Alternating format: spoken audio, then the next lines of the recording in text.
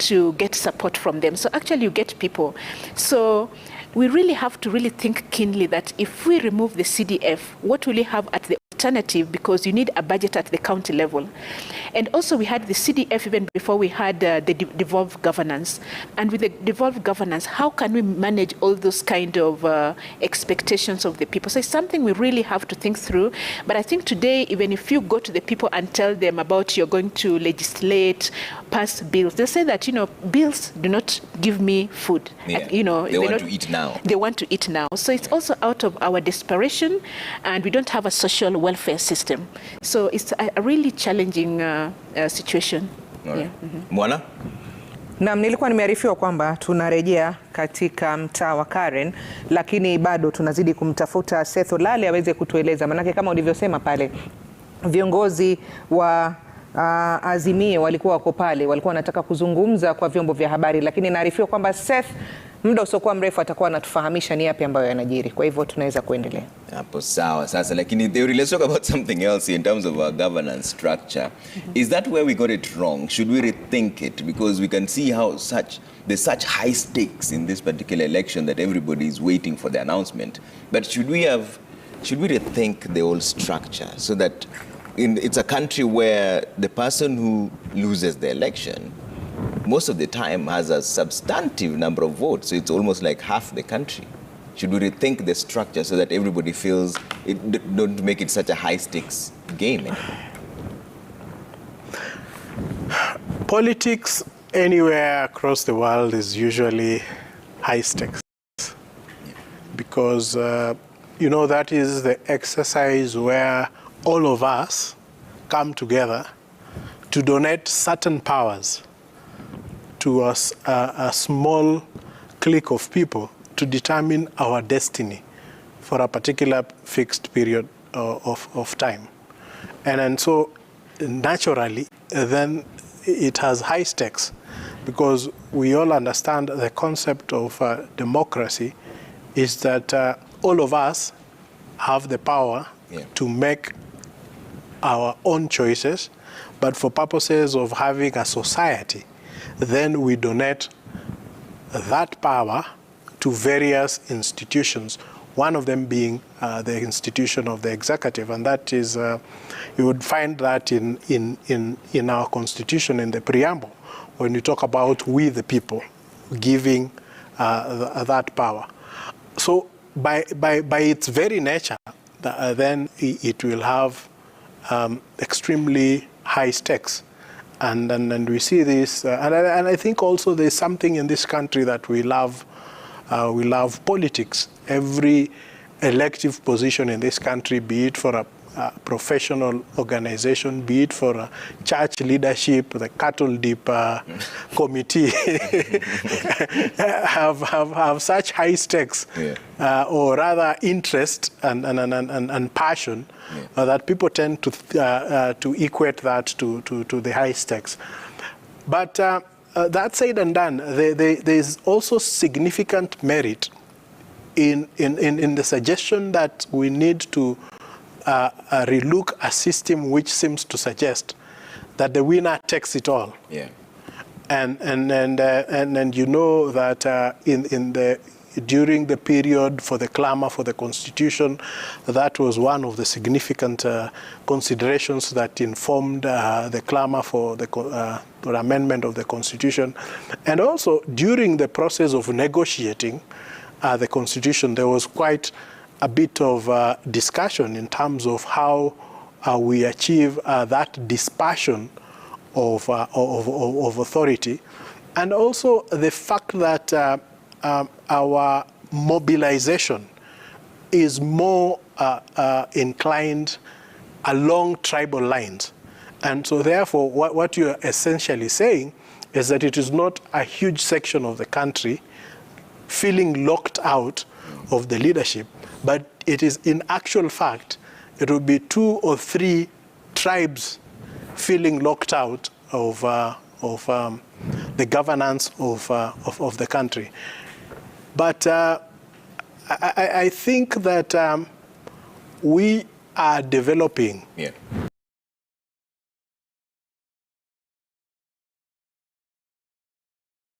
as a democracy. There are things we are seeing in this election that we did not see in the previous election. And so this culture of gradual... Hold that thought for a bit. We'll come back to finish that issue. But mwana nasikia sasa uko tayari na Seth ama vipi? Na bila shaka tunaungana sasa na Seth ambaye yuko Karen, ambako kule kiongozi ama mgombea urais wa Azimio Raila Odinga alikuwa anahudhuria ibada katika kanisa la St. Francis, na hivi sasa basi tuungane na Seth moja kwa moja tufahamishe ni yapi ambayo yanajiri. Seth, moja kwa moja kwako.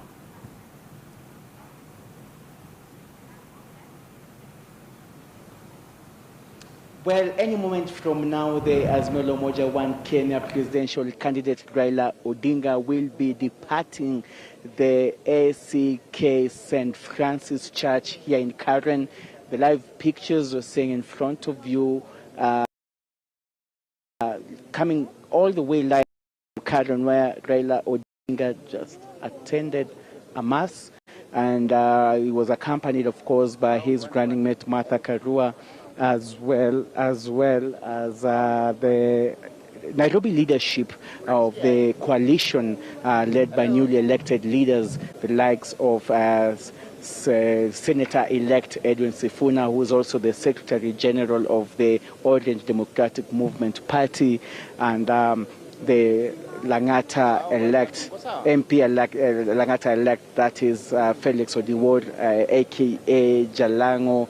We also have the Westlands MP-elect, Timothy Wanyoni, just among many other leaders, including also the incumbent and also the woman rep-elect for Nairobi County, Esther Passaris, all here in Karen, just waiting now to bid the coalition's flag bearer farewell here in Karen at the First Francis Church.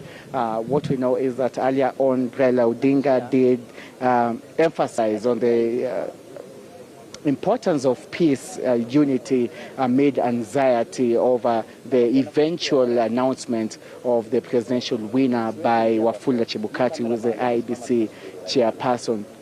Right now, any moment from now, we'll have Raila Odinga just making his way to his car, thereby signaling his departure from SK St. Francis Church.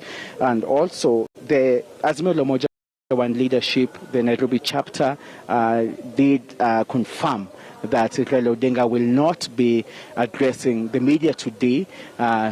Does not want to make any comments in regards to statements perhaps that, you know, will cause more anxiety, and so he has chosen just to keep off the press for now, even as he made that particular rallying call for peace and unity, saying that he also expects the Azimio la Umoja, he also expects Kenyans to remain peaceful, and he also expects the chairman for IEBC, Wafula Chebukati, as well, to expedite the tallying process underway at the Bomas of Kenya. So pictures are seeing right now, that of Azimio la Umoja One Kenya presidential candidate Raila Odinga here in Karen. Now let's just listen in to some of the action.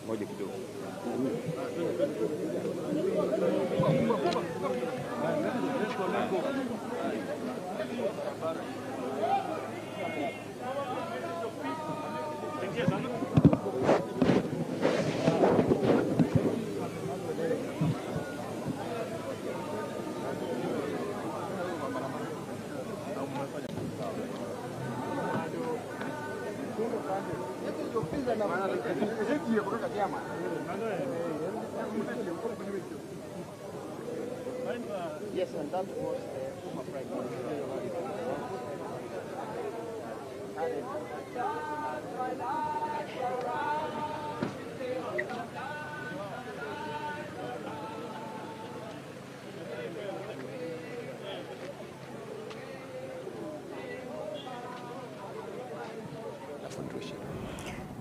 Na mtazamaji, kama unavyoona hapo ni picha kutoka Karen katika kanisa la St. Francis ambako mgombea urais wa Azimio Raila Odinga alikuwa amehudhuria ibada katika kanisa hilo, na kama unavyoona hapo ni kwamba anaondoka. Pengine namsikia kwa sasa Seth anaendelea kutuelezea, hebu tumsikilize anasema yapi. But you know, earlier on he did spoken and now joined by Mheshimiwa Aladwa Joet. Earlier on he did talk about the urge for unity at this particular moment when Kenyans are really, you know, expecting results from the bombers of Kenya, and you think that is in line with many more leaders, what many more leaders should do actually? Of course, 100%. We are waiting for the results, and that's the message from our party leader, and we expect IEBC to announce the results as per the voting. And because we are here to pray to God to help Azimio win the elections, that's the message. We need peace in our country. We need peace. We need peace, you know, from our supporters and everybody in our country. Even the leaders should preach peace. And of course also as well as unity as well, you know, because also the other contestants, you know, some of them, the leading contestants are also having a similar function. Like today, the DP's Kenya Kwanza's team is also having a prayer service, maybe also some sort, you know, of divine intervention just to cool the pressure at this particular moment. We have anxiety in our country. Everybody is worried, and because everybody is waiting for IEBC to announce, we are preaching unity in our country, we are preaching peace in our country, and we need each other as Kenyans so that we can move our country together. So unity is very important, and everybody should be calm. Every supporters of any presidential candidate should be calm. Let us wait for Chebukati to announce the results as we wait for everybody to be calm. And the Azimio la Umoja presidential candidate also did mention that it has been a very vigorous campaign in the last 90 days officially for IEBC, but also some started early. So maybe right now fatigue is catching up. What are some of the measures you leaders are undertaking just to cool that pressure down, as well as those of your supporters? Yeah, the problem after voting, counting of votes, takes too long. Like myself, I was contesting to be, I've been elected to be the MP for Makadara, and the voting took long. And you see, we voted on Tuesday. I was announced on Thursday after 2 days. Now you see, like the governor and senator, they've been announced this morning. So it is taking too long. Let IEBC please speed the exercise of counting the votes and announce. It will be better in future to speed up the exercise of counting of the votes. Finally, Raila Odinga, you know. Na mkunradhi Seth, itabidi tukukatize manake tunarifiwa kwamba IEBC kuna shughuli inaendelea. Hebu tusikilize.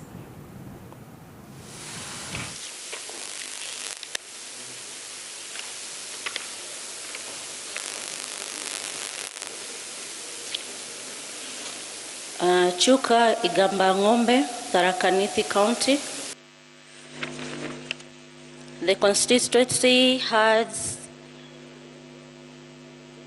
total registered voters 84,708, total valid votes 58,806, rejected ballots 306, Odinga Raila 5,249, Ruto William 53,038, Wahiga David 173, Wajakoya George 346.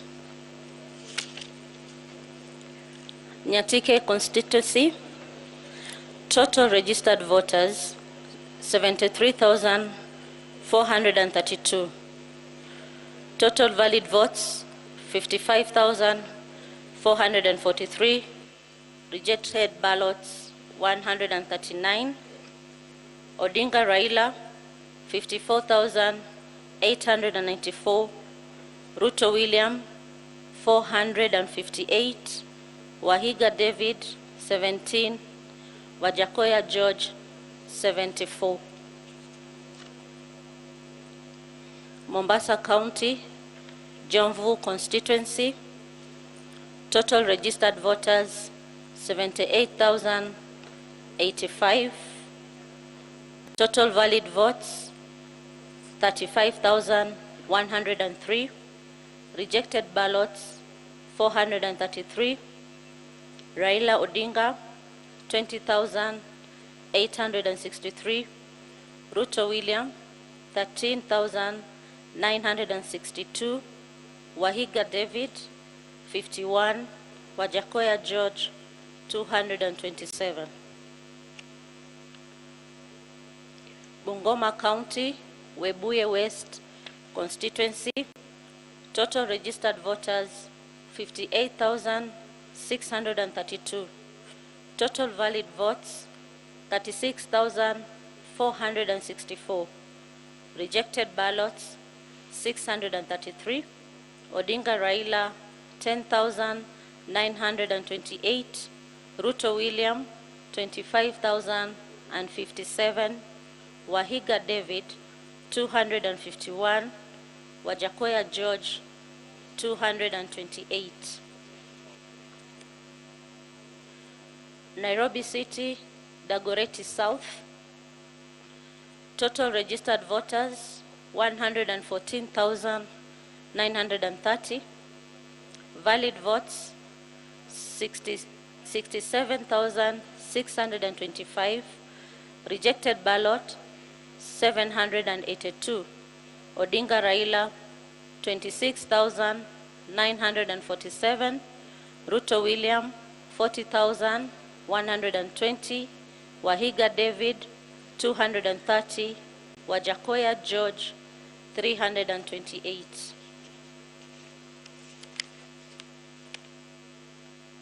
Kajiado County, Kajiado South constituency, total registered voters 71,064.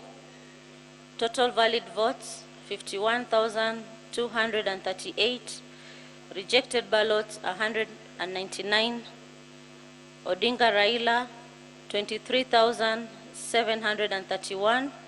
Ruto William 27,376. Wahiga David 47.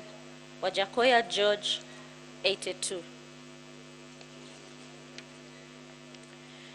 Laikipia County, Laikipia East constituency, total registered voters 96,535. Total valid votes 62,558. Rejected ballots 462. Odinga Raila 13,335. Ruto William 48,792. Wahiga David 168. Wajakoya George 262.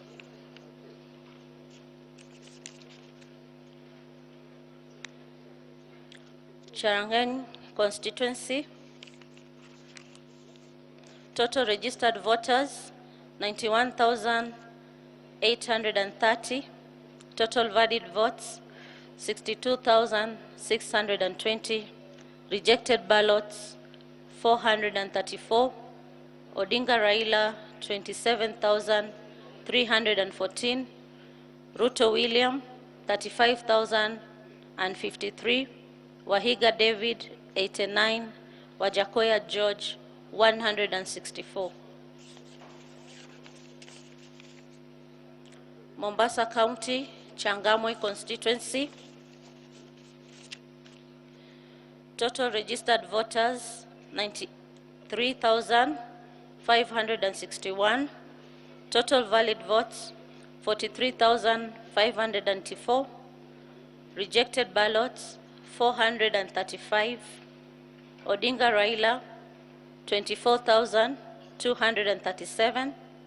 Ruto William 19,098. Wahiga David 73.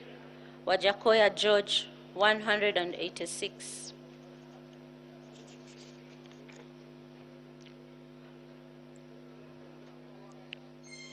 Marsabit County, Laisamis constituency, total registered voters 33,446.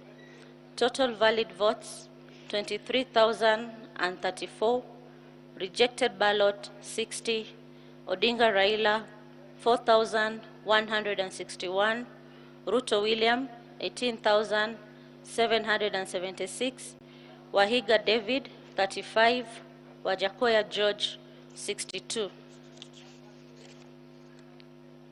Kajiado County, Kajiado North Constituency, total registered voters, 134,880. Total valid votes, 78,352. Rejected ballots, 582. Odinga Raila, 35,868. Ruto William, 41,723. Wahiga Maore, 396. Wajakoya George, 364. Turkana County, Turkana West Constituency, total registered voters 42,673.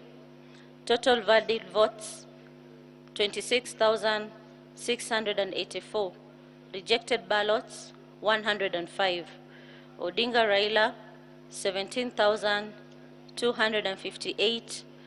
Ruto William 9,298. Wahiga David 43. Wajakoya George 85.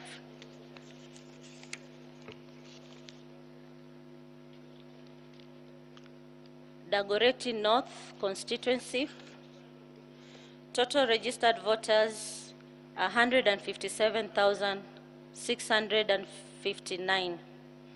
Total valid votes 83,204. Rejected ballots 897. Odinga Raila 56,535. Ruto William 25,764. Wahiga David 469. Wajakoya George 436. Busia County, Teso South Constituency, total registered voters 71,268. Total valid votes 47,026. Total valid votes 47,026. Rejected ballots 409. Odinga Raila 40,712.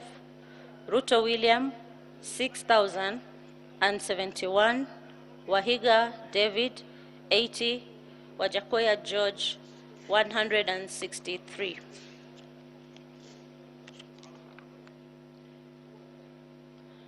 Kamkunji constituency, total registered voters 128,516.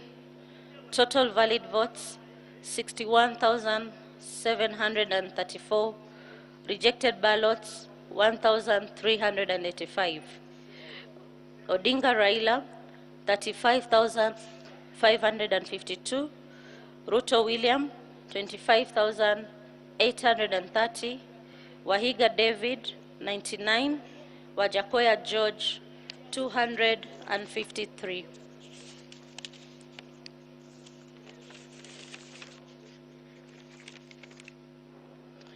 Migori County, Rongo constituency, total registered voters 59,181. Total valid votes 45,599. Rejected ballots 140. Odinga Raila 44,944. Ruto William 578. Wahiga David 20. Wajakoya George 57. Wajakoya George 57. Bungoma County, Mount Elgon constituency, total registered voters 76,159. Total valid votes 54,603. Rejected ballots 540. Odinga Raila 5,647. Ruto William 48,659. Wahiga David 148. Wajakoya George 149. Bomet County, Bomet East constituency. Total registered voters 63,661. Total valid votes 49,901. Rejected votes 259. Odinga Raila 1,769. Ruto William 47,987. Wahiga David 38. Wajakoya George 107. Kiambu County, Limuru constituency. Total registered voters 93,019. Total valid votes 61,177. Rejected ballots 482. Odinga Raila 14,500. Ruto William 46,059. Wahiga David 300. Wajakoya George 318. Meru County, Tigania West constituency. Total registered voters 70,283. Total valid votes 45,700. Rejected ballots 422. Odinga Raila 8,824. Ruto William 36,454. Wahiga David 112. Wajakoya George 310. Turkana County, Turkana Central constituency. Total valid votes 55,997.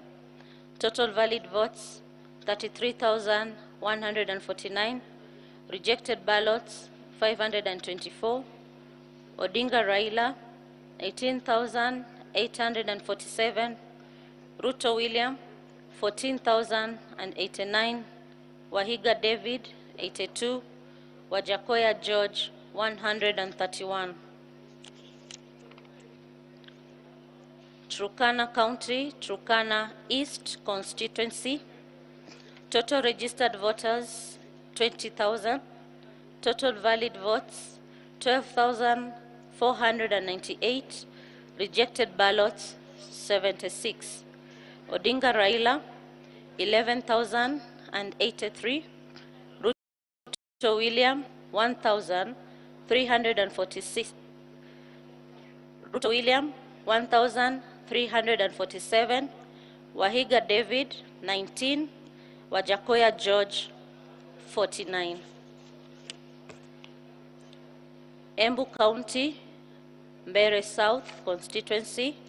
Total registered voters 77,264. Total valid votes 50,824. Rejected ballots 458. Odinga Raila 14,010. Ruto William 36,371. Wahiga David 139. Wajakoya George 304.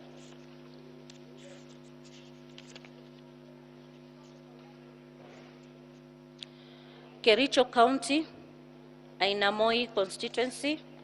Total registered voters 85,083. Total valid votes 62,646. Rejected ballot 416. Odinga Raila 5,720. Ruto William 56,781. Wahiga David 49. Wajakoya George 96.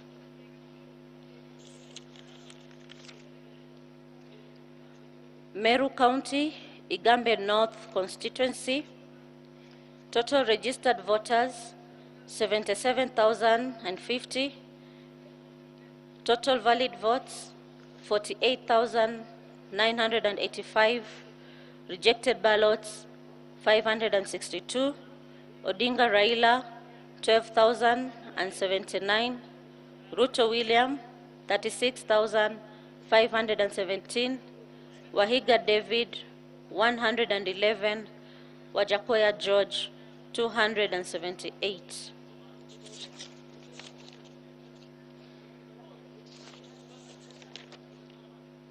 Bungoma County, Sirisia Constituency, total registered voters 48,717, total valid votes 29,443, rejected ballots 396, Odinga Raila 11,882, Ruto William 17,275, Wahiga David 120, Wajakoya George 166.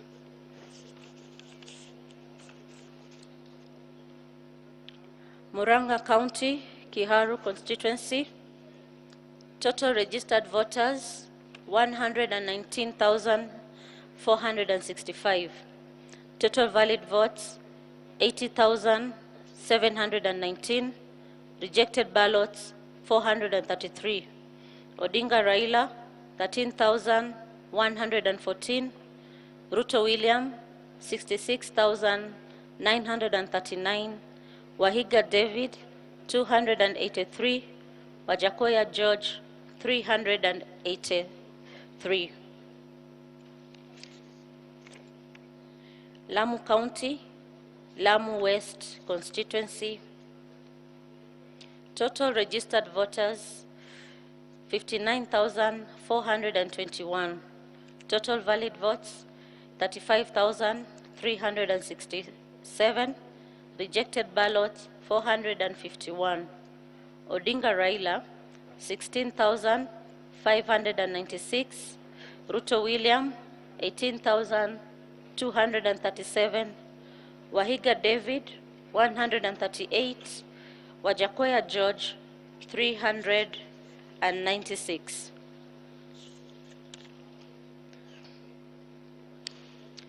Kirinyaga County, Mwea Constituency, total registered voters 131,788, total valid votes 88,587, rejected ballots 694, Odinga Raila 12,884, Ruto William 75,028, Wahiga David 186, Wajakoya George 489.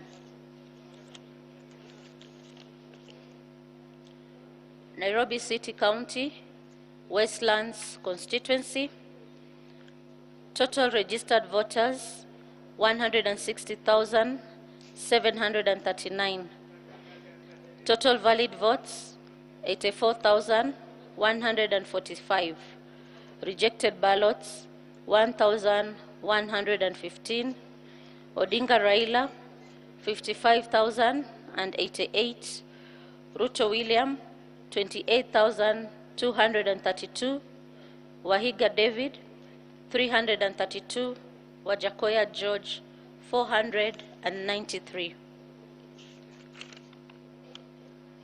Bobasi Constituency, total registered voters 106,060, total valid votes 67,496, rejected ballots 760, Odinga Raila 50,242, Ruto William 16,863, Wahiga David 116, Wajakoya George 288. 275.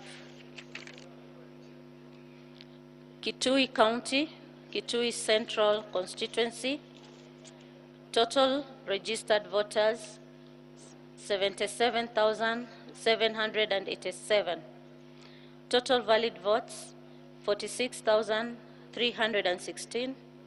Rejected ballots 431. Odinga Raila 29,069. Ruto William 16,820. Wahiga David 144. Wajakoya George 283.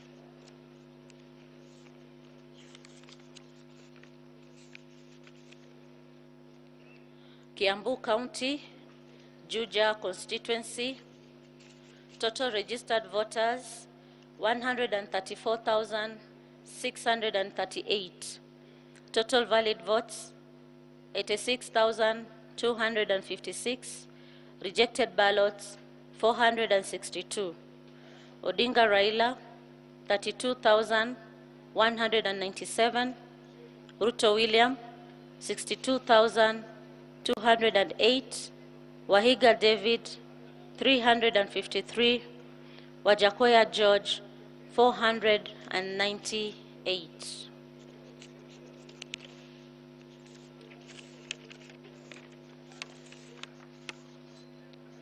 Kiambu County, Gatundu North Constituency, registered voters 71,810. Total valid votes 49,394. Rejected ballots 431. Odinga Raila 8,745. Ruto William 40,310. Wahiga David 136. Wajakoya George 203.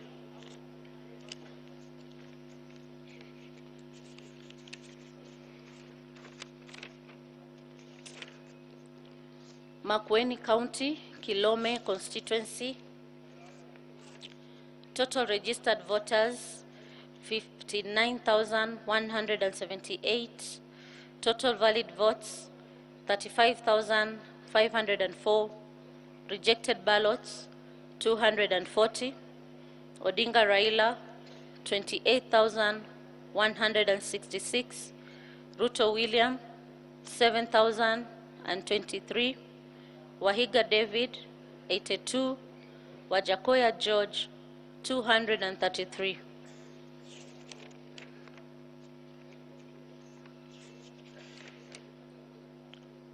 Mombasa County, Kisauni Constituency, total registered voters 135,690.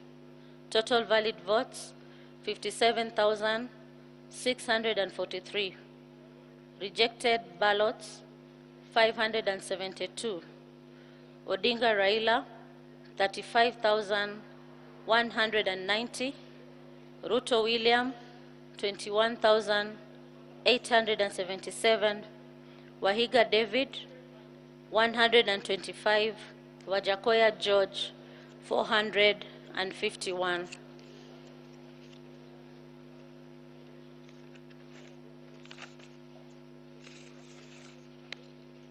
Nairobi City County, Embakasi West Constituency, total registered voters 141,800.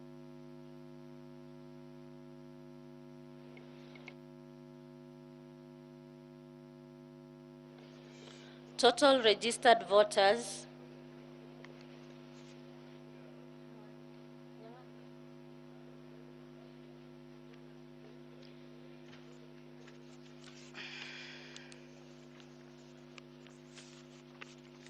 'Okay, Nairobi City County, Embakasi West Constituency, total registered voters 141,878. Total valid votes 81,215. Rejected ballots 467. Odinga Raila 45,546. Ruto William 34,950. Wahiga David 290. Wajakoya George 426.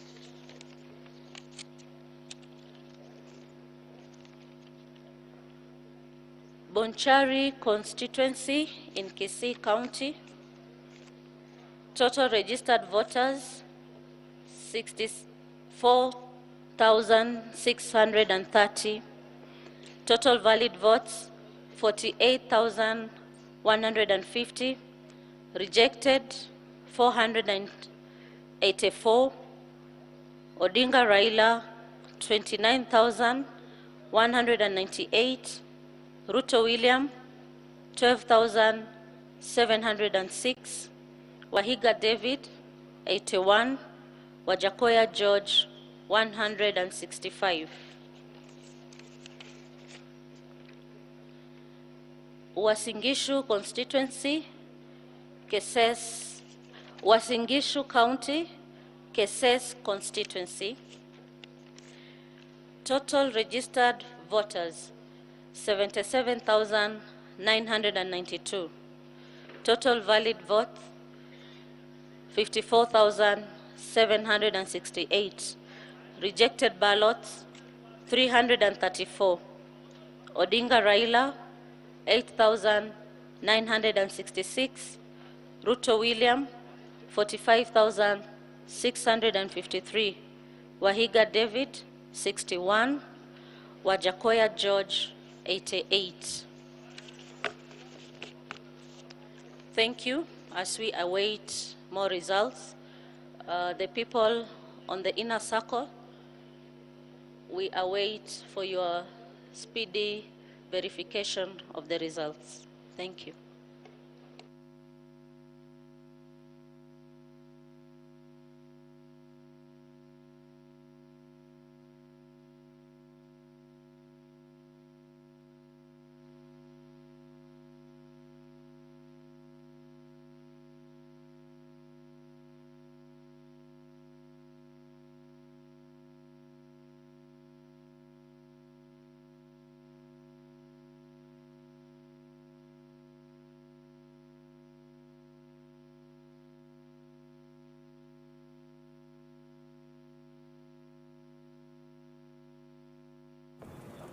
All right, IEBC Vice Chairperson there, Juliana Cherera, giving the confirmed tally of Form 34As. I believe this is the largest batch of constituencies that she's talked about. Mwana, 39 of them, bringing the number of total verified to 172 constituencies, meaning they have about 119 to go. The 39 are quite a number of them, from Keses to Bonchari, Embakasi West, Kisauni, Kilome, Gitundu North, Juja, Kitui Central, Bobasi. The list is endless. She's just read out 39 confirmed constituencies there, bringing the total number of verified results from the IEBC to 172 out of the 291, meaning they have about 119 to go.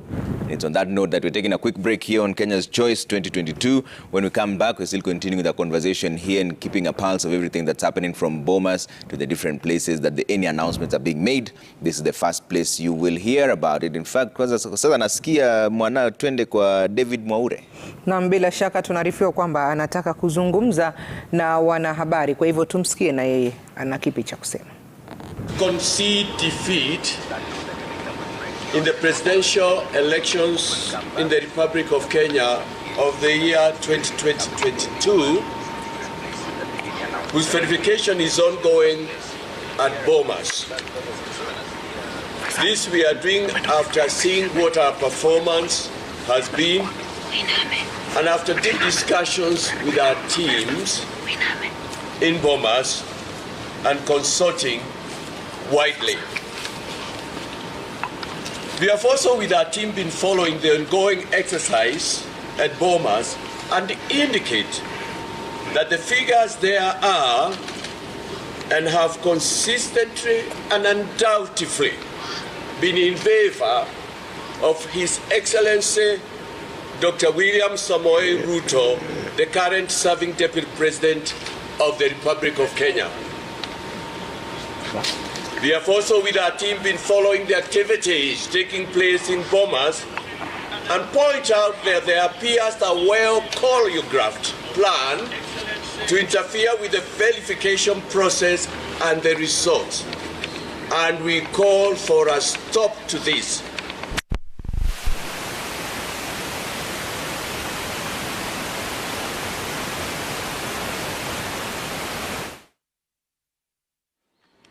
Our Secretariat, our campaign team, and all those who voted and prayed for us.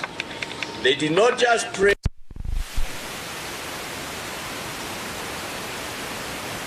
We wish to call on IEBC to be firm and steadfast and resolute on its task and mandate and announce the leading winner of the presidential election when that time, in their considered opinion, comes.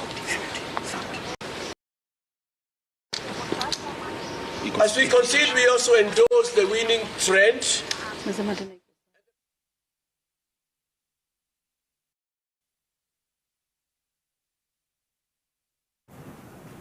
All right, live concession speech there from David Mwaure Wahiga of the Agano Party, saying that they are conceding defeat, having seen that the tally is heading against them. It's also said that the figures are consistently heading against them. Therefore, that's the reason why they have conceded defeat, and they're also asking the IEBC to remain steadfast and firm in that process. Earlier on, we had seen Juliana Cherera, the vice chairperson of IEBC, speaking about 39 constituencies that they've now confirmed, bringing the number of confirmed constituencies to 172. Meaning now they have only about 119 to counter-check. Remember, at all times, it is the IEBC's mandate to announce the winners. But we were talking about concession earlier on. We've seen the first presidential candidate concede before the tallying is even done.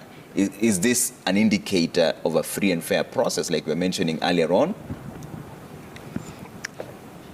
I think it might not be safe to say that it is an indication of a free and fair process, but it is something to be applauded, and it is something that we should encourage.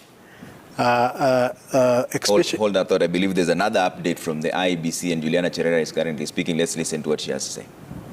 653, Wahiga David, 61, Wajakoya George, 88.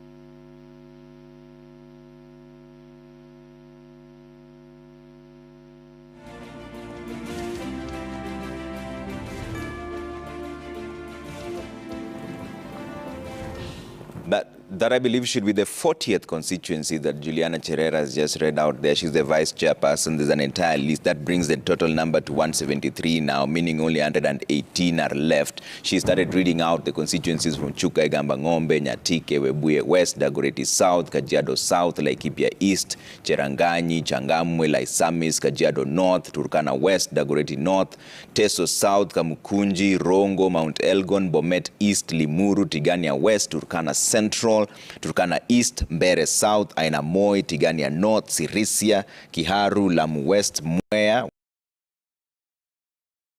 Westlands, Bobasi, Kitui Central, Juja, Gatundu North, Kilome, Kisauni, Embakasi West, Bonchari, and Keses. As soon as they have confirmation from all the rest, I'm sure they will come back and give an update there. That now brings the total number of confirmed from 34 A's announced by the IEBC to 173. They're still waiting for 291 is the target. So if you subtract that quick math, 118 are yet to go. And they were sorry for interrupting you earlier on. These things in real time, so sometimes we cross over there. You're saying that it's not an indication of a free and fair process, but it's a start, right? Yes, it's actually an indication of political maturity. Of course, then the question then becomes that we look forward to actually the real protagonists in this race, and in the presidential race we only had two.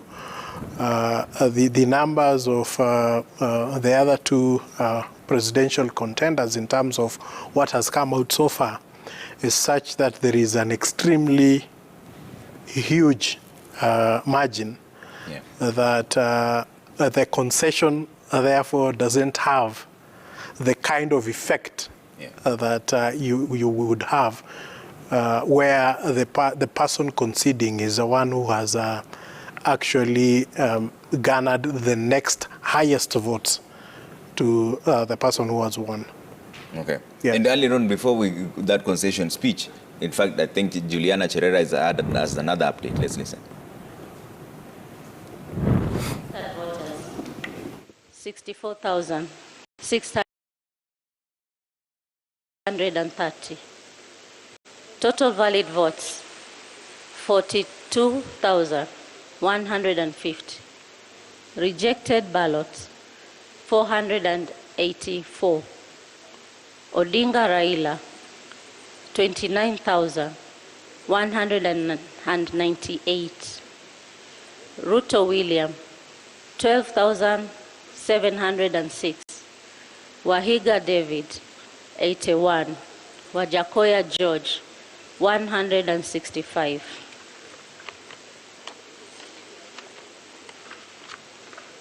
Then Uasin Gishu County, Keses constituency.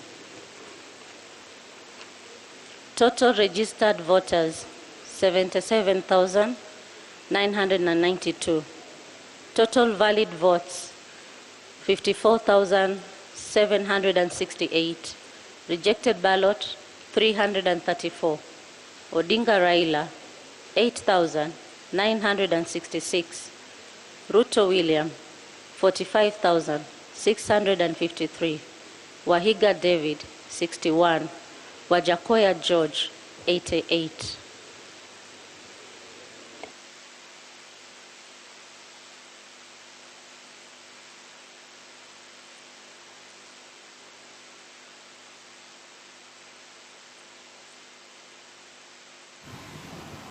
Well, Vice Chairperson Juliana Cherera, they are giving an update now. I believe those constituencies have gotten to 42. That means they've done 175, meaning now pending is 116 of confirmed Form 34As that they've counter-checked and tallied with the returning officers there, plus the commissioner. But we were talking earlier on about leadership and resource allocation, and we were wondering why this is such a do or die. Before I come to Dr.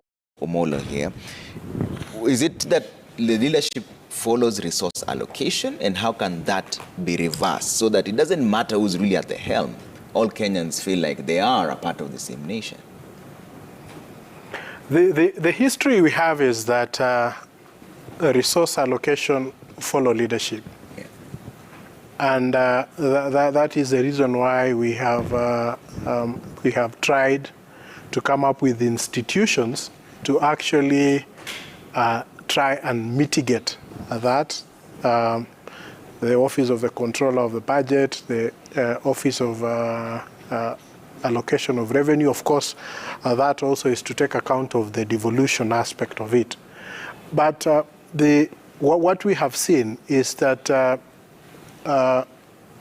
resource allocation in the budget and the country's sometimes economic climate is largely influenced by those who are in power.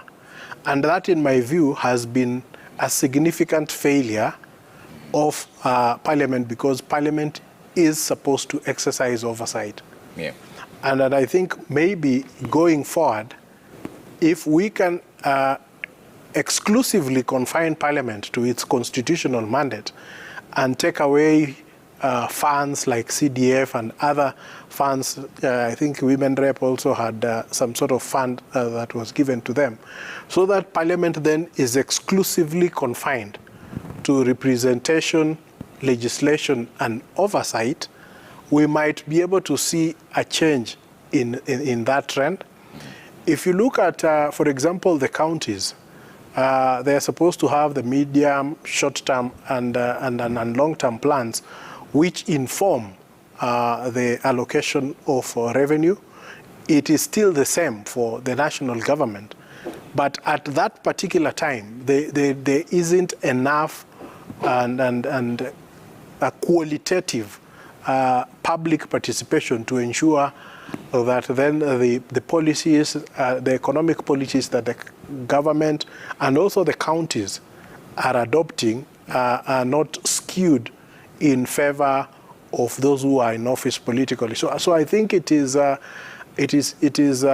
history that we are moving away from, but we need to do much better, and perhaps this is also a space which needs to be occupied more by active players in the civil society, so that then we are able to build a critical mass that is able to interrogate those development plans to ensure that our resources are put at a place where the greatest beneficiary is the mwananchi. Yeah. Dr. Molo, what are we missing here in terms of resource allocation, which there's a perception that it follows the leadership? Whoever the leader of the country is, most resources head towards that side. Hence the reason why the political contest is such a do or die. I think this has been a problem even when we were making the 2010 constitution, is that there's so much powers within the presidency. And even when we saw the BBI, it also had some gaps within it, but it was actually providing that, you know, you have the winning person, you know, takes the presidency. But what about the losing politician becomes the leader of opposition? But even currently, the leader of opposition does not have any official office, you know, within the current structures. So it's like if you declared, if the winner is declared and you are the opposition, then you and the people who voted for you feel that they're missing out. And also when you look at the public service in Kenya, actually it's been said that it's dominated by maybe the 5 major big tribes or nations within the country. So presidency also determines who become the CS, who become the ministers, who become the ambassadors. So there's still much powers within the presidency. But I think one of the solutions to this is devolved governance. And with the devolved governance, you can even see within the ASAL areas, if you look at places like Turkana, like 15 years ago, they didn't even have direct flights to those areas. They didn't even have proper road infrastructures. But now when you go into those places, you have 2 or 3 flights per day. So basically, devolution is giving specific budgets to counties whereby they can plan with. And, you know, they required that after every election, they develop county investment development plans, whereby this allows them to have a budget within the country and to specify within which sectors they're going to spend that money. So at the moment, if our structures remain the same, I think one of the areas we really need to focus on is that how can we strengthen our devolved governance system? But at the same time, the situation cannot remain the same. In the next move to, you know, to change the constitution, I think, you know, presidency is an area that really need to be looked at. And when we talk about the civil society, that, you know, the civil society can agitate change. We've seen a lot of people from the civil society moving into politics, and some of them are senators, they're politicians, and once they move into the government, then they're weakened and they cannot speak up.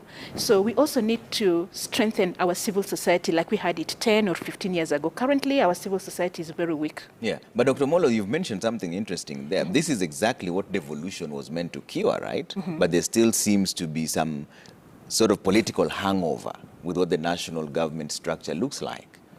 Is it that the people who have been given the opportunity to drive the devolution agenda in the counties have also failed, therefore the electorate still focus on the national government?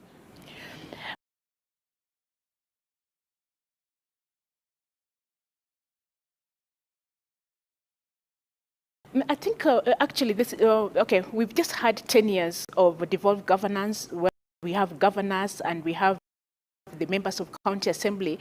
And actually when it started, people are really not clear about, you know, which role to play. And there also a high level of corruption which was reported at the county levels, because if we have corruption at the national level, and we don't put the structures well at the county level, then that corruption also goes down to the devolved governance. Because even now I was telling someone like, okay, fine, at the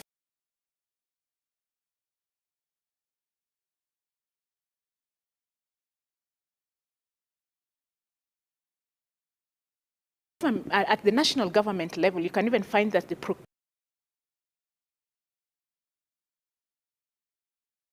procurement system is dominated by just few cartel, few business people. So when you have devolved governance, you'll have the youth and local business people also having access to procurement, and they're using that money locally. But they tell me, no, when you go to the counties, actually still the governors and his friends are the ones having access to this procurement facilities and everything. So unless you work on corruption, both national and the county levels, and also we still need civic education so that we know very clearly that what does county government has to deliver for us. Sometimes even if you're at the county level, you have a bad road, but you ask yourself, who's supposed to really repair this road? People are still confused. This is a national government road, and for example, this is a local government road. So there needs to be much more clarity. There needs to be more civic education, and we also need to put our governors and at the county levels accountable to the people. Yeah. Is that the lack of accountability that is causing all this focus on the national government? Because, you know, at the county level, there's the CIDP, which is the County Integrated Development Plan. Ideally, the people in the county should take part in coming up with that, which ideally should focus on their issues down there. Therefore, not so much focus should be on how the national government looks like. Is it just the lack of accountability that has derailed everybody to believe everything starts and stops with the national government? No, not quite that. You know, as you're saying, our constitution is 10 years old. We've only had 2 sets of county governments. You're now moving to the third one. But so there is that, of course, tradition and legacy and reverence for the national government, which still controls significant resources as it is. But secondly, and unfortunately, we seem to have devolved all our bad habits to the counties. And that's, I think, where the problem is. The hope of the country when we were promulgating the Constitution is that over time, the leadership that will ascend to the national office will be coming from the counties, so that we will be looking at your track record as a performance as a governor for purposes of qualification or suitability to run the country. We're still a far cry from there, because we are not yet at the point where some of the governors are now vying for the leadership of this country. Perhaps maybe in the next cycle or 2, then that can come in. But as we say, the challenge has been, and I think there's been a little bit of also confusion in terms of the mandate which the Senate has been exercising in oversight over the governors, and the mandate that the county assemblies have been exercising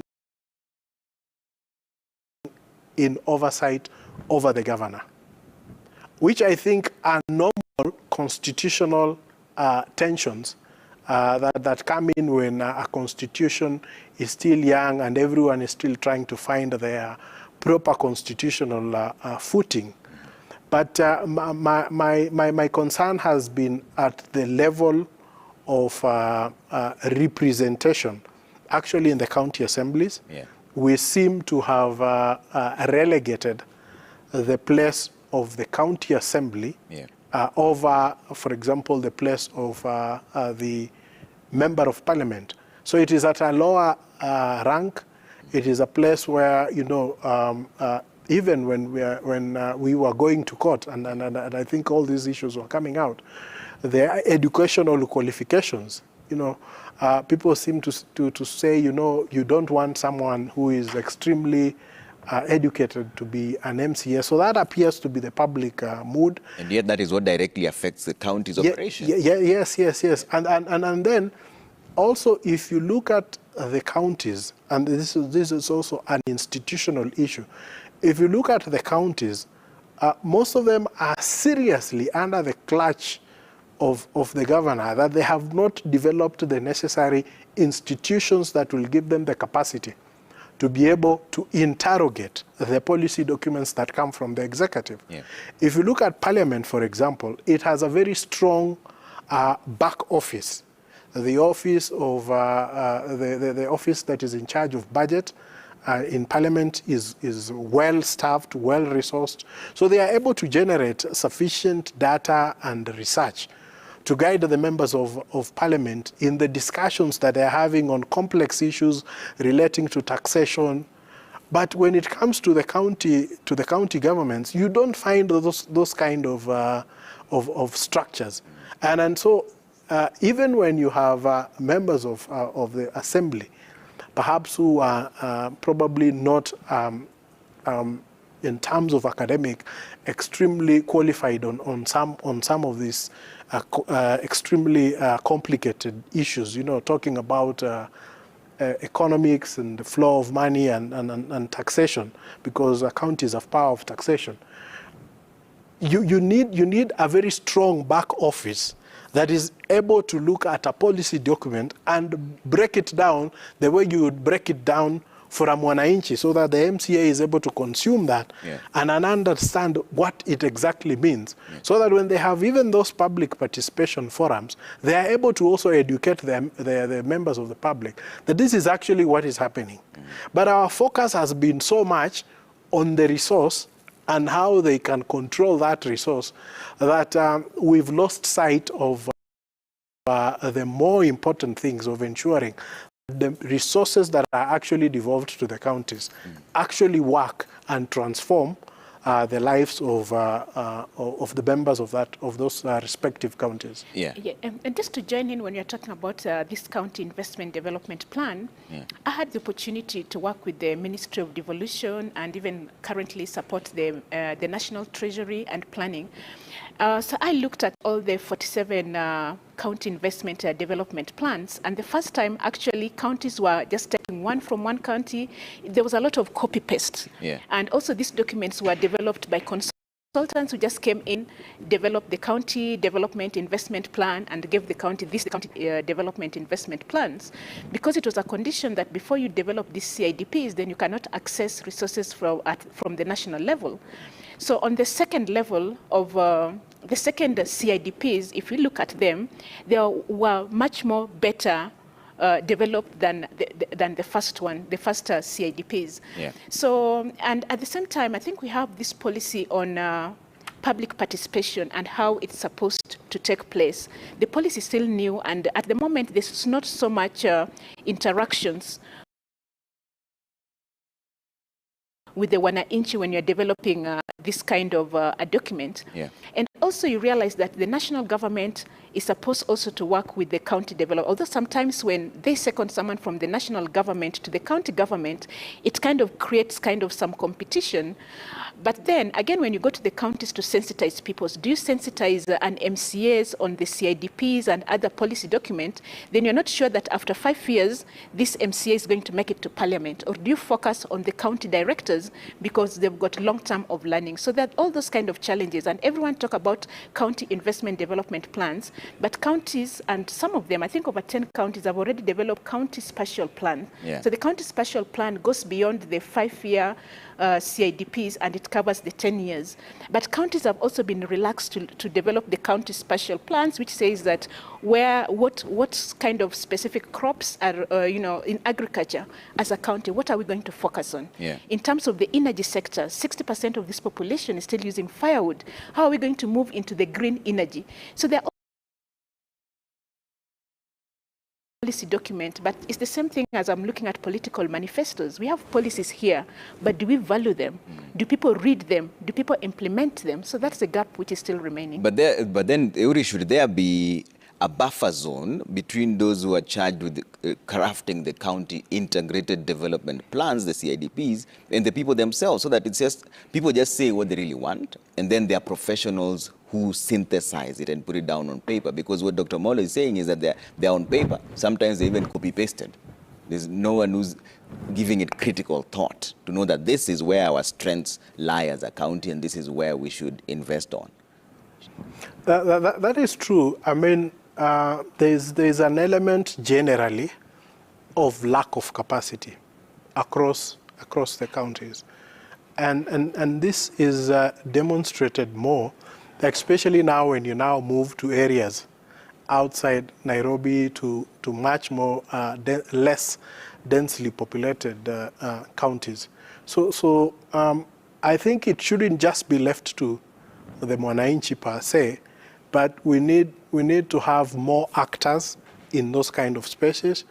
We need to have a lot of participation from the civil society across most of these counties, because the question of public participation is not so much on the quantity, but it is rather the quality. So you could have a report or a policy document that was prepared that and feedback obtained from a very small clique of people, but it is more qualitative than having it go through the entire county. And remember that members of the public also have different needs depending on the locations where they are. Yeah. And then that is what now brings into focus the other challenge of the political masters, okay, are then determining where you place those resources. Okay, hold that thought for a bit. Mwana, nasikia tunaelekea kwingine sasa ama?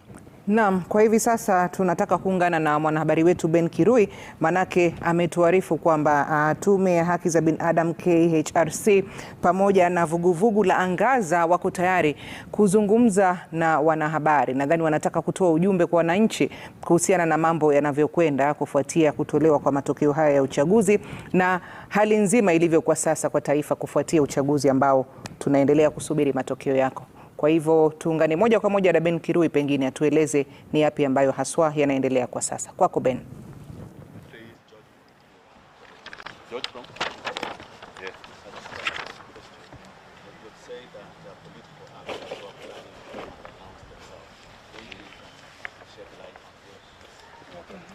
And maybe your name? My name is Julius.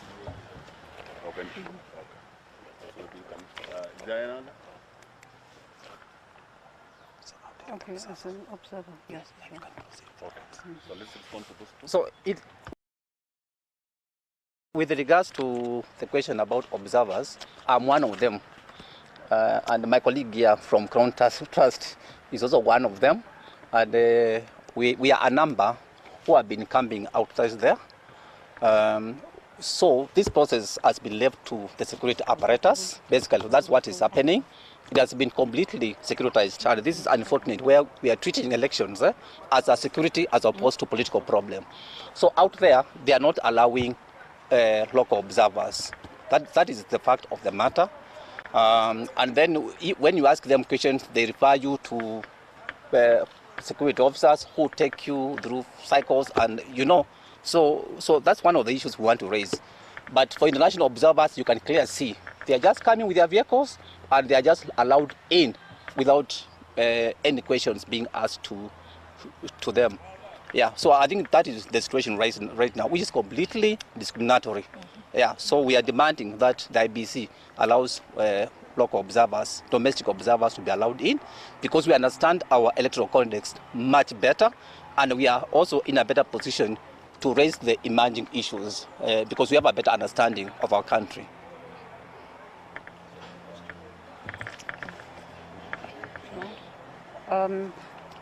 Okay, there were a couple of questions. One of them was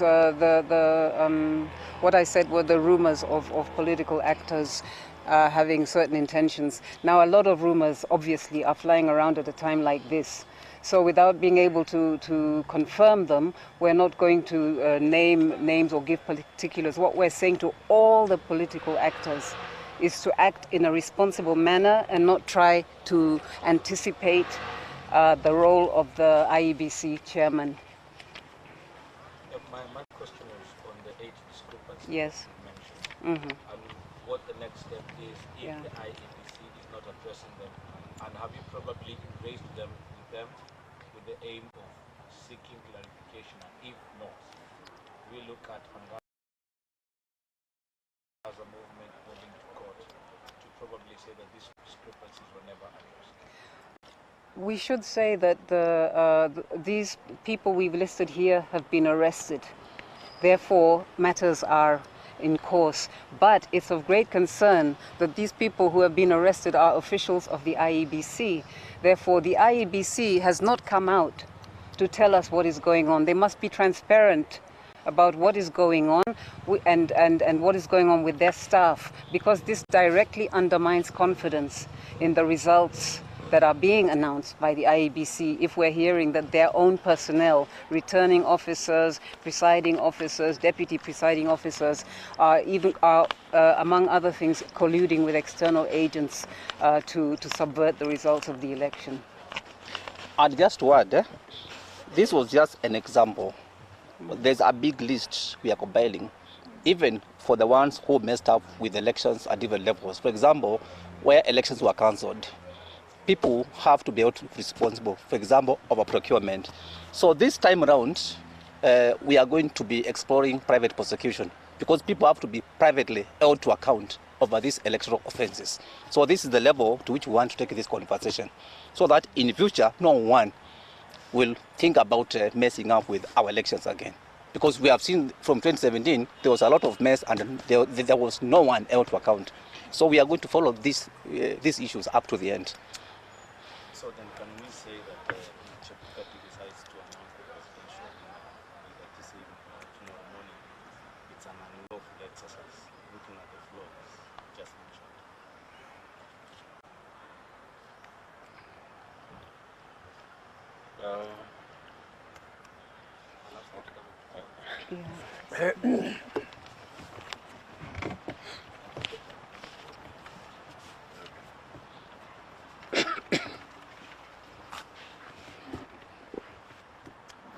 Thank you. The IEBC is mandated by law to announce the results at least 7 days after the close of polling. So they will be operating within the law. But we are saying we've noted significant issues with the elections. And the only way to determine whether they meet the threshold for an illegality or for the elections to be so compromised as not to be free and fair is a legal question. And this is something that we will seek, like Davis has said, adjudication in the courts, both when we are seeking to prosecute the individual people and also the institutions that are responsible for it. Okay? So it is within the law to announce. Actually, Kenyans are anxious, waiting for it to be announced. And the determination of the legality of that election, therefore, is something that will be adjudicated by the courts. So, as we draw closer to international media, there's one media they're forgetting called social media. What's your concern about what is happening in social media? A statement that we issued today, we cited that there have been more than 74 cases of misreporting that have been already identified and flagged. And social media has got two aspects. One, there is the aspect of citizens. And we asked that citizens exercise responsibility. Because, you know, the access to social media is also from individuals. That's number one. And number two, that the social media platforms should actively flag and remove from their platforms posts that are are being used, to give false information or to whip any emotions among citizens. Because the exercise of social media responsibility must be from those two, the individual person and the platform. Yes, and that is our position, because once social media is used, it is spreading also information very quickly. So it's the responsibility of the platforms and the individuals. Yes. And then there is the security concern, because our IEBC is a body that is not involved in any security matters. But when politicians misbehave, how else would we expect the IEBC to behave or to act towards that? Because they need the peace at the tallying center, and how else would they behave if they don't make it a security operation?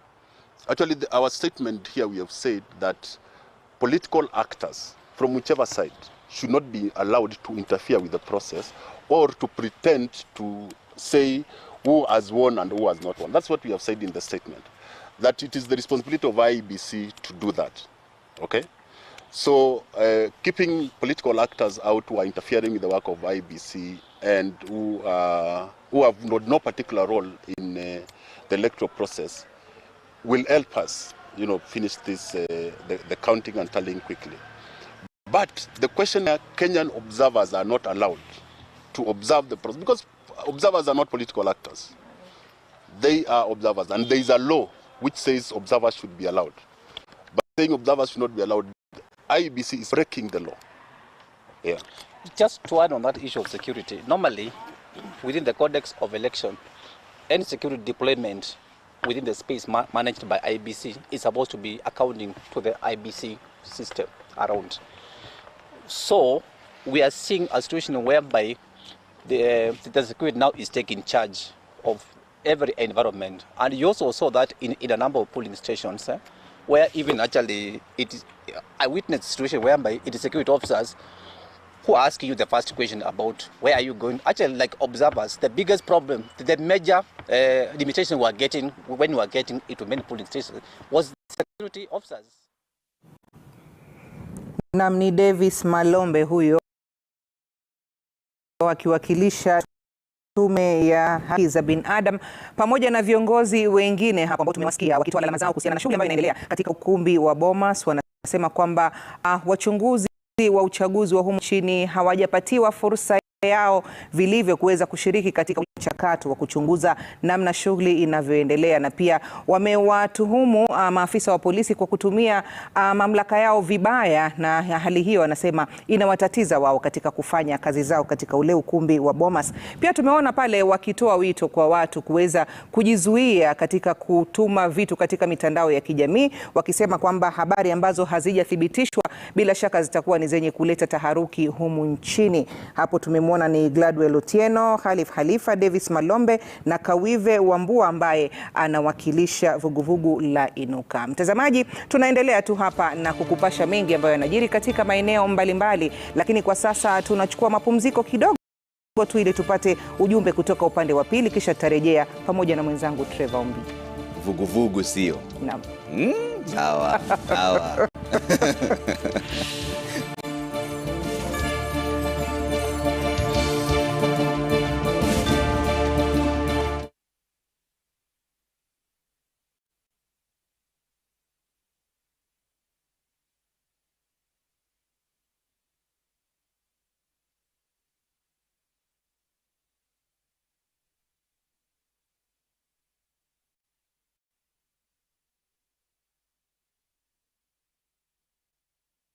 Dial *126# or download my Safaricom app and let's lift one another.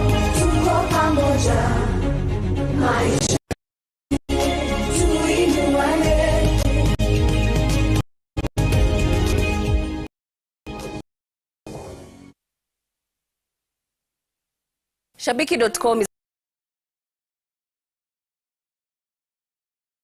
all about jackpots, live games, casino, virtual games, weekly promotions, bet builder, bet share, and 24/7 customer service. It's all about football, basketball, tennis, cricket, motorsport, and so much more. It's all about the big wins, the big moments, and the big bonuses. Shabiki.com is all about you, the fun. Kuwa Shabiki. Play now. Strictly for persons under the age of 18. Betting can be addictive. Shabiki.com is authorized and regulated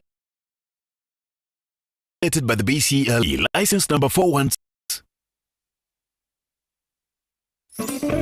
Drink a cup of hot tea to help reduce bloating during your period. Soft Care Petal Care has a floating design that perfectly fits. It reduces 70% friction on skin, absorbs fully, and blocks leakages from both sides. Soft Care, yeah. My family is blessed. My children are blessed. My job is blessed. No weapon fashioned against my family will prosper. My children will reach their full potential. We will not die before our time. We shall eat the good of the land. We shall prosper. Diseases are not our portion. Good health is our portion.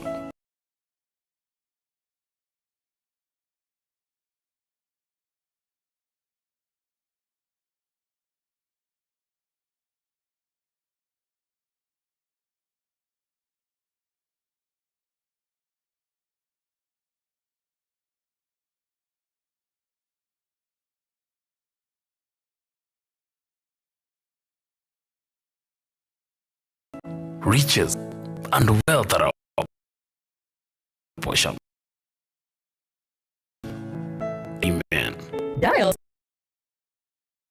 *811 *404# to my family is blessed.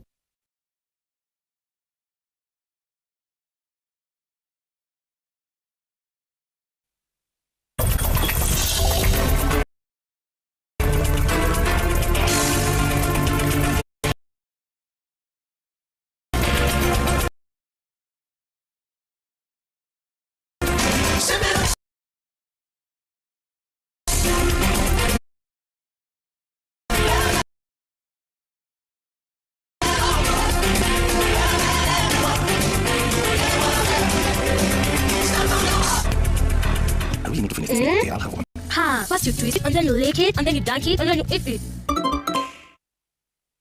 Nyosha shilingi zaidi. Sasa unapata ofa. Tumia ofa ya 100% data bonus leo.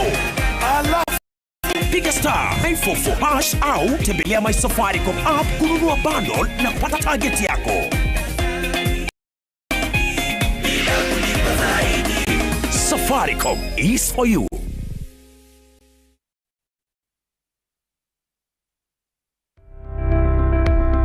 High-quality detergents are designed to clean clothes even better from deep down at the fiber level. Doffy Strong enzymatic particles remove stains easily. Microcapsule fragrance goes into fibers and give you lasting freshness for the whole day. Colorful day, wonderful scent.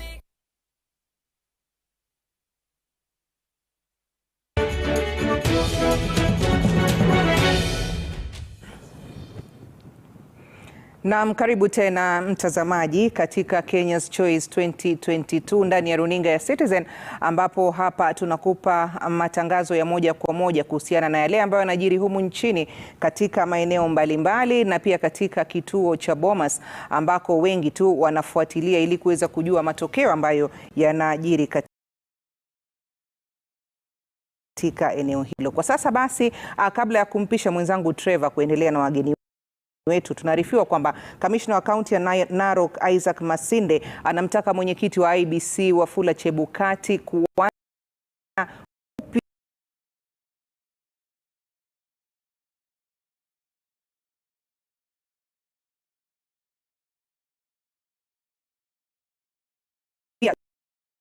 zoezi la kuhesabu kura za ugavana katika kaunti hiyo kufuatia mtafaruku ambao uliweza kutokea katika kituo cha Imara. Anasema kwamba kuna mengi ambayo yamejiri ambayo yanazua tashwishi kuhusiana na matokeo ambayo yalikuwa yametangazwa. Hivyo basi anamtaka Chebukati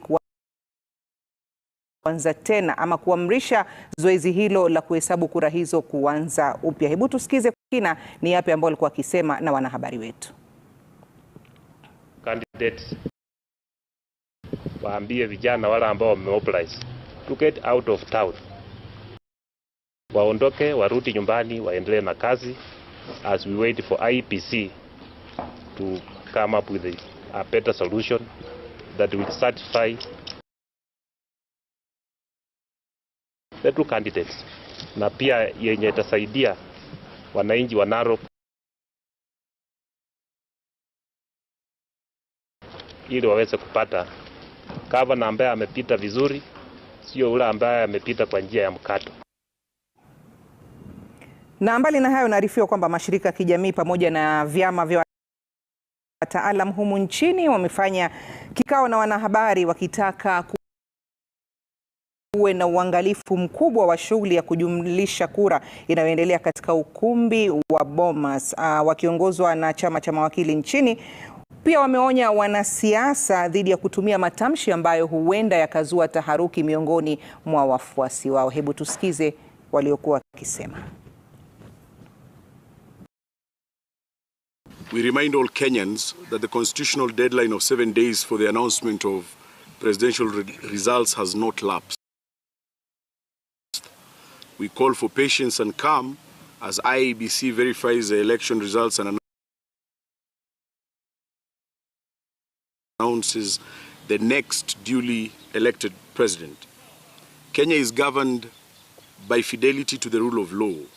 The Constitution remains our guiding light during this electoral period. These laws entrust various institutions with specific responsibilities. Only the Independent Electoral and Boundaries Commission is mandated to conduct elections and verify votes and announce poll results. We call on all political candidates and their supporters to allow this process to proceed constitutionally towards its logical conclusion. Those with legitimate complaints are encouraged to be patient while IEBC completes its constitutional role. All aggrieved parties will then have the right to go to court and seek legal redress. We know that the country presently is facing a lot of tension. There's a lot of anxiety, but we want to thank members of the public for remaining in their homes, for remaining glued to their television sets and allowing IEBC to do their work. We are, of course, disappointed by what we are seeing from politicians, the chest thumping and the messaging that we cannot lose is not in any way helping the situation. That is why we decided to come out here today to inform the public, to inform Kenyans that one way or another, any election has a winner and a loser.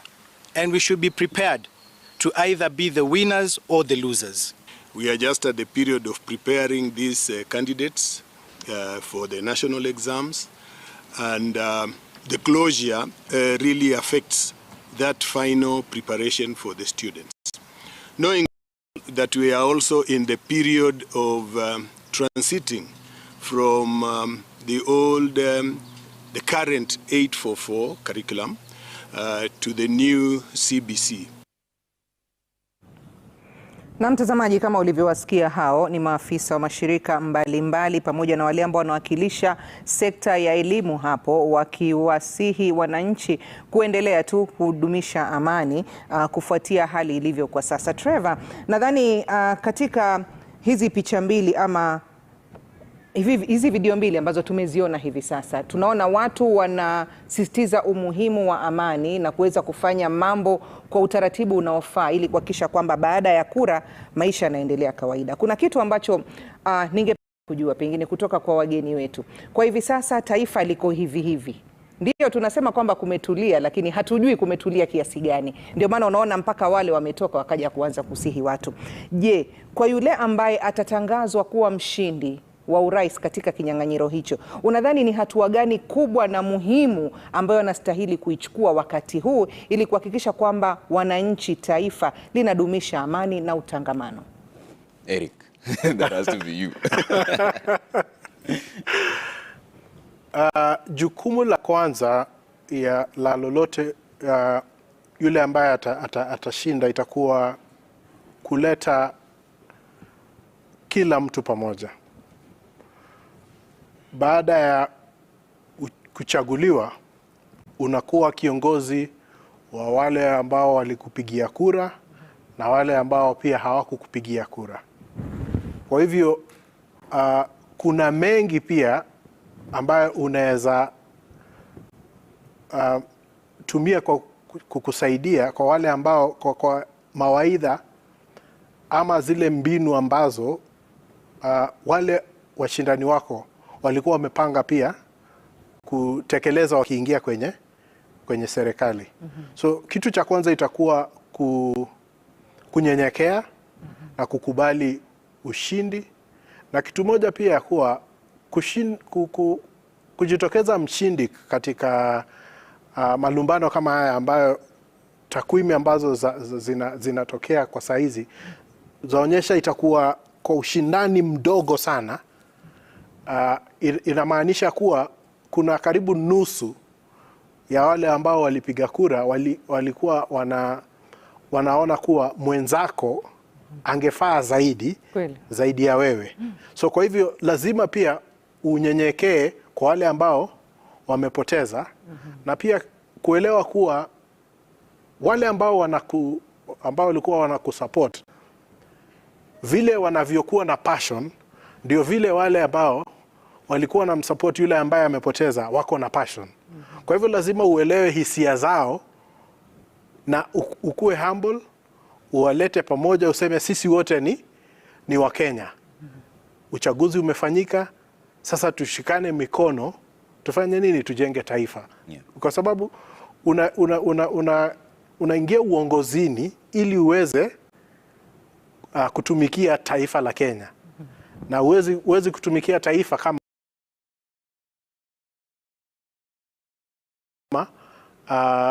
unafanya wale ambao waliunga mrengo mwingine wasikie ni kama wako nje ya serikali. So kutakuwa na yule ambaye atakayeshinda atakuwa angaliwa kwa ukaribu sana.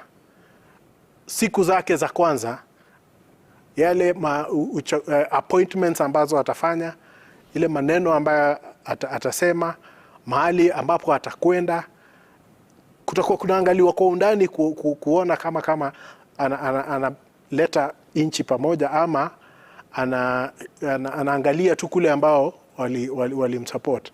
Wale ambao walimsupport watakuwa na matarajio makubwa. Kwa hivyo sasa ambaye anaingia ana kazi ngumu, kwa sababu wale ambao walimsupport wana matarajio makubwa, wanasema sasa ni wakati wetu wa serikali, tunatakiwa tupewe viti, tunatakiwa tufanye hii, nimefanya hii. Lakini pia kuna nusu nyingine la nchi ambayo lazima liwekwe kwenye serikali. Kwa hivyo ni jambo ngumu, lakini natumaini kuwa ule ambaye atashinda atanyoshea wale ambao amewashinda mkono, awalete pamoja ili tukuwe na taifa moja na tuweze kuendeleza amani ambayo tumekuwa nayo nyakati zilizopita.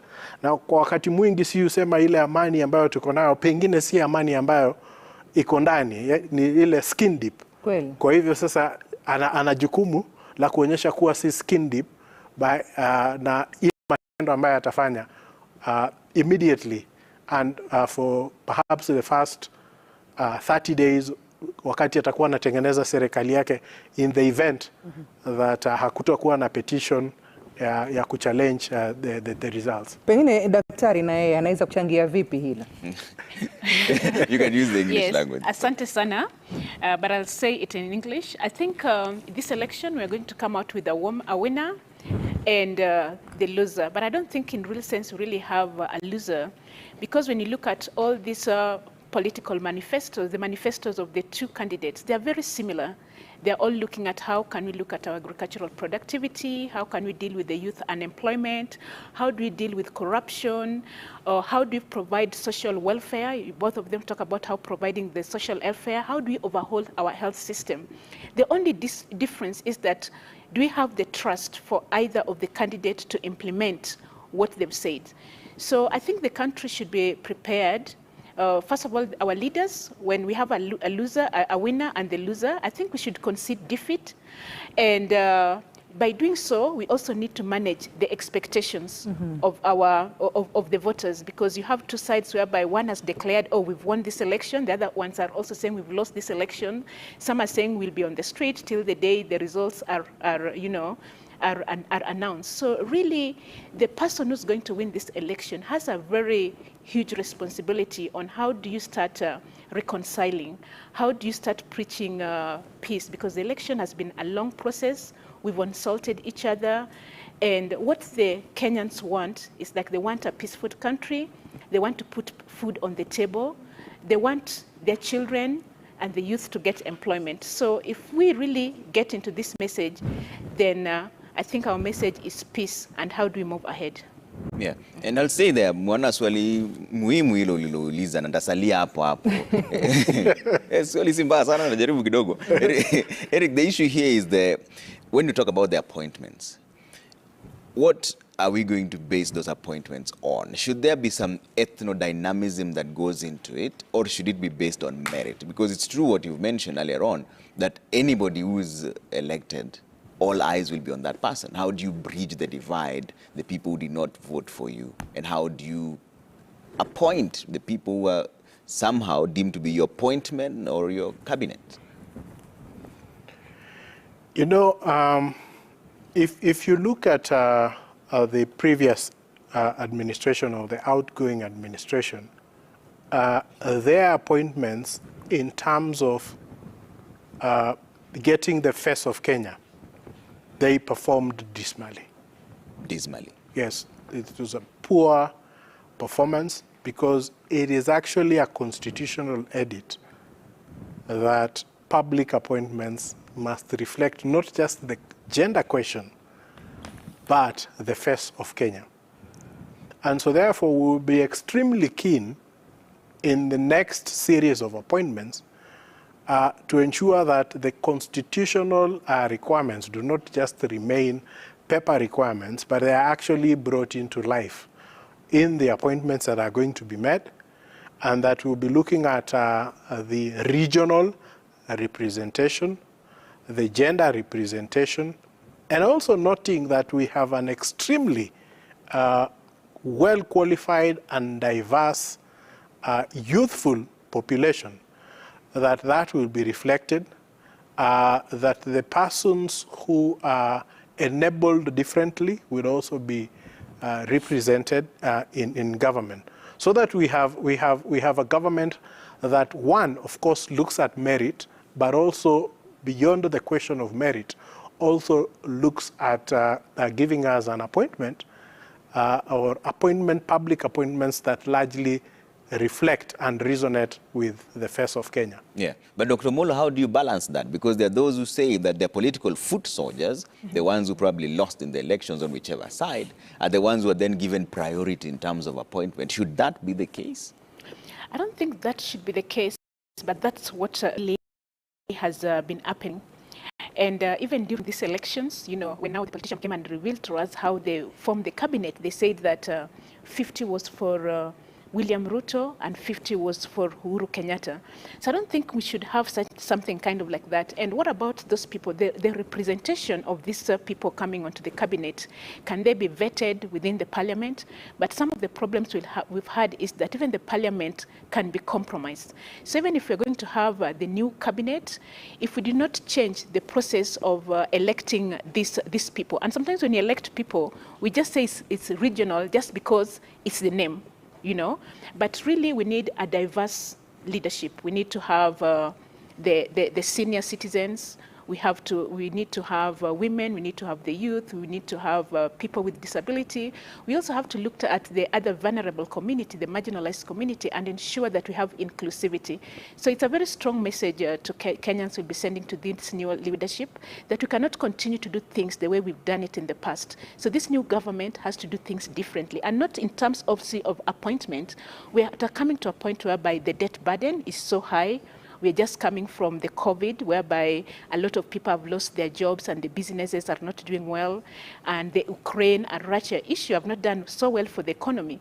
So it's about the appointment and even how do we raise funds to actually do some of the activities that they promise to Kenyans. So it called for a new way of doing things and breaking away from the past. Yeah, and that breaking away from the past, then, how does it end up uniting the country? Because that is the main concern right now, what Mwana was asking earlier on. What should the person coming in do to bridge this divide?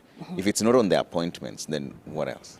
The appointments should be inclusive, because I think one of the reasons why even our politics is so polarized is the issue of inclusivity. And even the issue of inclusivity, that's where you see that people wanted devolved governance. We want power to be much closer to us. So the issue of inclusivity is at the center of this politics, and we cannot pretend that we've solved this issue. This is an issue which is underlying there. No one wants to talk about it.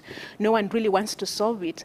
But for the new leader coming in here, one of the legacy, if they have the 5 years coming, is how are you going to sort the issue of inclusivity? And this must be reflected in the appointment in the cabinet, in the ambassador, and at different levels, even in the corporate. Sometimes you see election losers are being appointed to manage the corporates, and you ask, why are the corporates really not delivering? Because it's the way you actually appoint the leaders of these corporates. So inclusivity is going to be at the center of these elections. Yeah, Eric, because the issue here is how then do you reward your political supporters and still capture the face of Kenya, like what you're saying?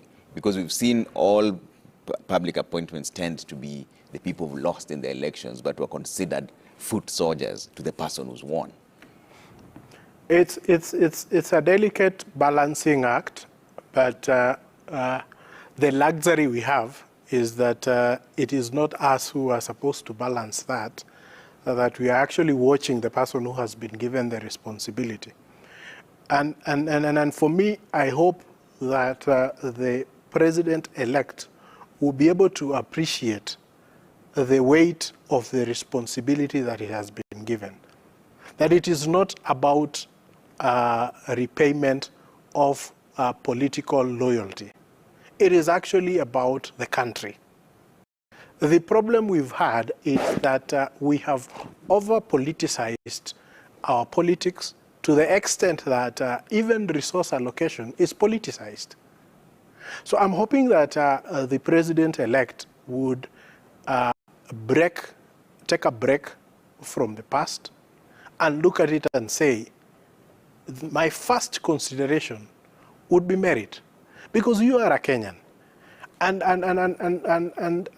you know, some of us did not choose where we were born. Yeah? And remember that the question of inclusion starts from the point of passion.